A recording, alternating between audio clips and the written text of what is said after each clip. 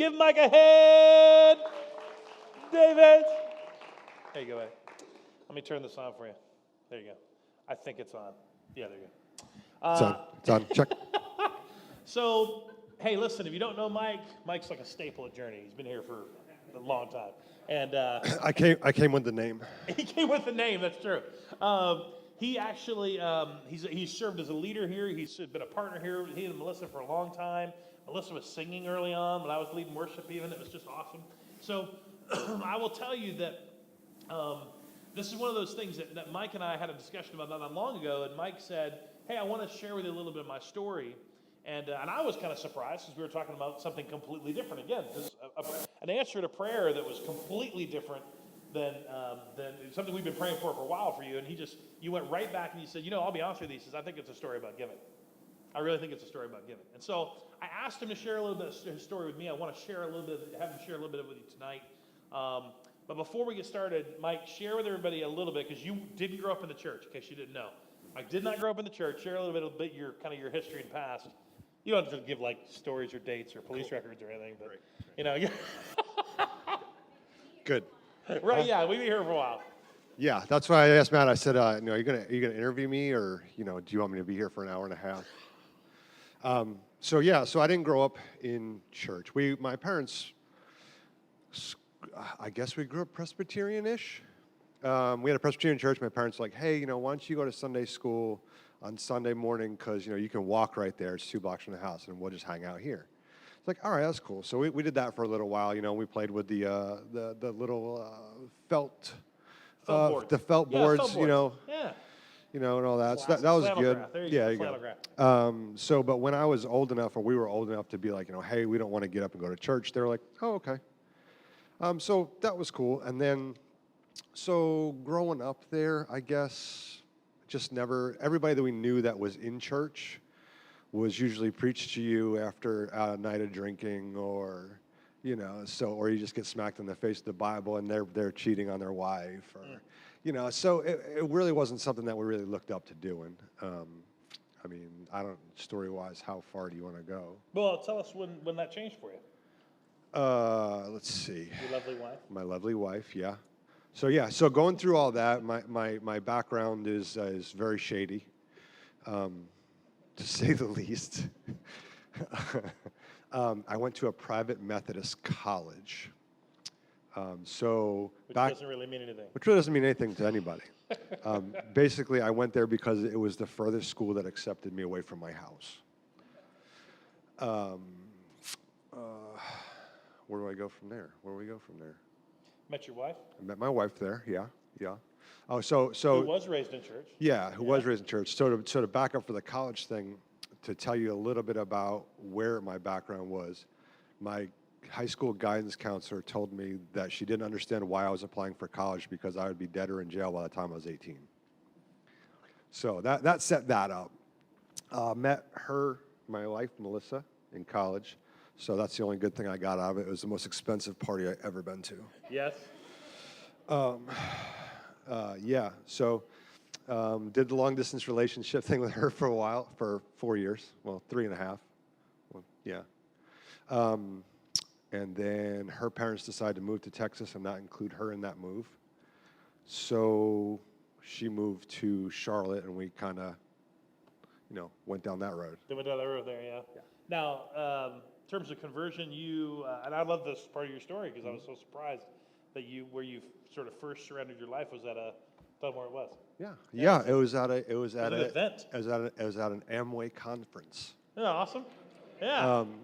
And I don't tell a lot of people that, just because I see both sides. Sure. There's people that are very negative, and there's people that are positive. But it wasn't in the church. It was not in the church. It was in the Coliseum. And kind of what I shared is with Matt is regardless of how that's perceived through different things, everybody has a defining. Yep. There's one moment in each of your life that that if that moment didn't happen, that nothing else mattered, and that was that moment for me. Yep. I remember listening to the message the guy speaking, and I'd always and I'd been since starting in the business, it's Christian based for the most part. And, just kind of learning things and diving in, because, if you ask Blair Stopnick, I will pretty much do anything for money. We'll edit that out of the video, of yeah. course. You know. But so side note, but yeah, no. So I remember diving into the scriptures and kind of everything, and Yep. being like, all right, this is cool. I remember that specifically. He said through the invitation, he was like, are you 100% sure that your life is right with God? And I was like, everybody had their head bowed, and I was like, I'm good, I guess. And he's like, so if you're driving home today and something should crash, you know that your life is good, you're golden, you're gonna be hanging out with Jesus. And I was like, yeah, I'm pretty sure. And he's like, so if you're 99% sure, then that really means you're just 100% unsure. And I was like, yeah, Yeah. pretty much. So, but I remember getting invited, and I was sitting in the chair, and I was like, all right, I'm going to stand up. I remember feeling like something was just holding me in my chair, like I just couldn't get up. I was like, all right, I'm going to get up.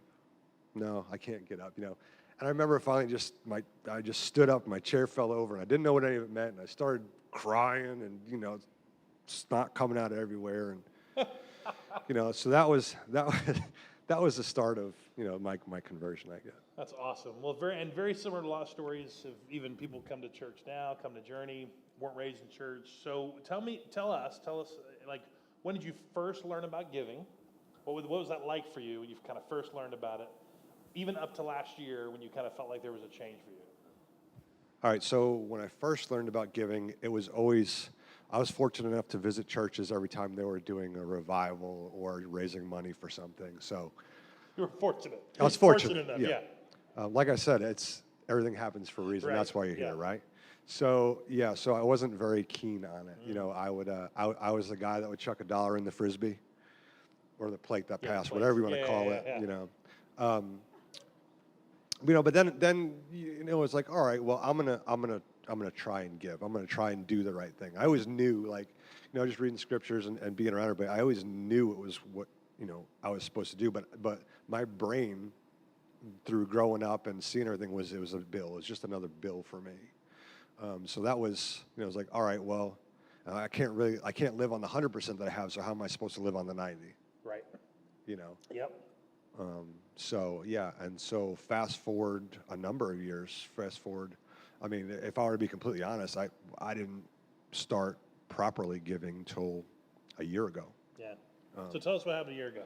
Okay, That so was significant for you. yeah, That's another one of those moments. yeah, it's another one of Yeah. those moments. It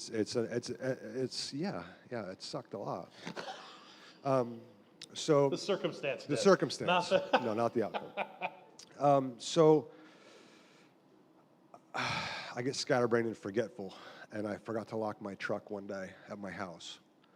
And I came out the next morning, and the door was open, and I was like, "Oh man, I left the door open," because I'll get out and I'll get on the phone and forget to do things. So I was like, darn, I left the door open. So I get in and I notice immediately that all my little change cup is gone, and I'm like, all right, my papers are strewed all over the place, and I was like, kids, they got, I did it when I was a kid, I get it, fine, ha ha, funny me. And I didn't think anything of it, didn't call the cops, just cleaned up the mess, kind of went about my day. Came home the next day, got up in the morning, I got a funny email that says that I had no money. And then I realized that my checkbook was in my truck. So $12,000 later, Oh. finally got all that situated. It's the double-edged sword because they caught the kids that did it, but because the bank gave me my money back, they didn't commit a crime. Oh. So, Yeah. Anyway. So I remember going through all that with all the bills bouncing and dealing with all that, going, God, this is horrible. And I remember specifically going, I can't believe they would do this to me, and I just felt so cheated, because they didn't earn that money, I did. I mean, they stole that from me. And then I remember thinking, that's exactly what I'm doing to God. Mm. So, and then, so we decided, me and Melissa had separate bank accounts because I was not in the past financially responsible. And Just more to the story. Just like an onion. It Just is. peel it back. I'm like an ogre. I have layers. And to bring a lot of truth to it is Melissa, I know, has always been very regimented on tithing, and it was me that wasn't. So we decided that, hey, listen, we're going to do this thing the right way because I don't want to feel like this, and I don't want God to feel like that because I know that's what He's doing, and not out of a shameful way. I didn't feel like I was being punished or anything. I just felt like it was just a lesson that I just needed to learn through my own thinking. Or through his input in the way I saw things. So we combined bank accounts again, and we committed to tithing properly. Yep. And so this conversation came up, not even a month or so ago. And I'll let you share a little bit of that. Some things were changing in your life, things that you've been praying for a long time, things that you were, and they didn't necessarily have to do with money, but you said to me, I really believe. And we really believe that this is all from just changing our heart in terms of giving. So share a little bit of those answers to prayer, and then we'll let you go sit down. Okay, cool. That's good. That's good. So I've worked construction my whole life, which like I said, I wouldn't. If I had to do it all over again, I'd probably do it the same exact way. I enjoy it. I love doing it. But as anybody that works construction for any period of time knows, as you get older, your body starts to break down. So it was a couple years ago, I was like, all right, well, I need to try and figure out a way to move from the labor side over to the general contractor side, the management side, aside from going back into business for myself. Just because my body was breaking down, I just couldn't take it anymore. And that was very hard because of not having a college degree. Like a lot of the companies, like if you apply for it, they just won't look at you. Even though you have 20 years experience, it doesn't matter because you weren't disciplined enough to get a degree. So I was like, all right, whatever. I'll tough it out. Dad always said, if you're going to be dumb, you better be tough. So you can edit that out too.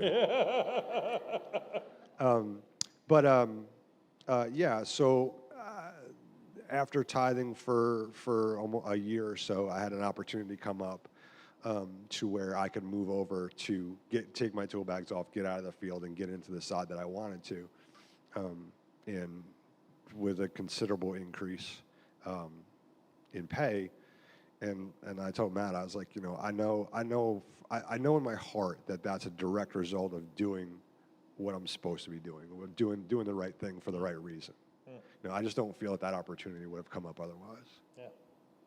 Did you guys thank Mike for sharing a little bit of his story tonight? And thanks, man. Thanks, dude.